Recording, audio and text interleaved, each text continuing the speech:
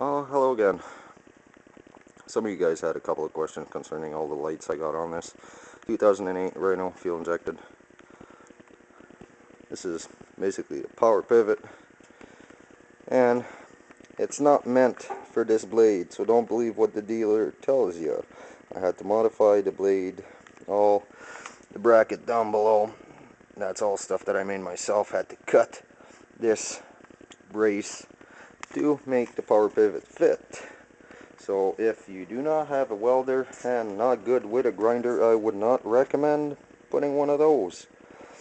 And also modified the actual pivot just so that way it pulls straight up and down, compared to the factory one was back there and it kept on bending and almost destroyed my winch.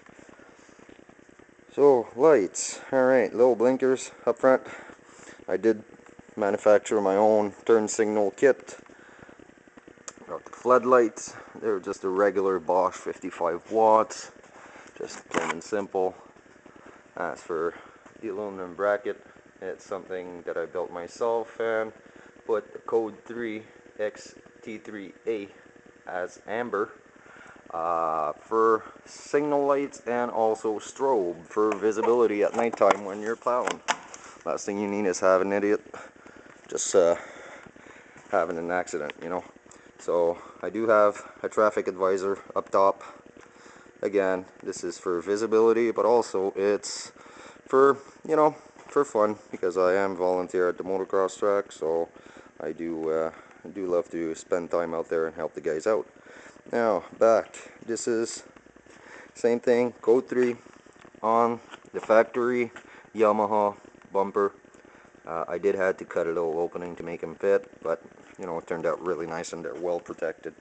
The backup light, yes, it's activated by the shifter with the factory harness and everything. And if you got any questions on how to wire it up, I can help you out, no problem. Just send me a request and I'll answer you. The rack, this is a rack that I built myself. Spare tire, got 4.5 gallon jerry can. You know, it's always good to have spare fuel if you go on long trips. And of course, a little dry box that you can spare stuff into it. So this is pretty much what it looks like, you know, open. Still a fair amount of space. 36-inch jack all. Can't go without it. And of course you can carry straps and whatnot. So it's always nice to have. This is my setup for power pivot and a winch. Works really nice. And of course, being an automotive electronics tech, you know, I couldn't leave a fuel injected machine without one of these remote starters. So it does have an alarm system as well, so I just couldn't just leave it. Also, last upgrade was an HID kit. That's mixed with the clutch kit, clutch sheave, CDI. This machine is far from being stock. I love it. I love it. So anyways guys, have a good evening, and if you have any questions, I'll be glad to answer them. Take care. Bye now.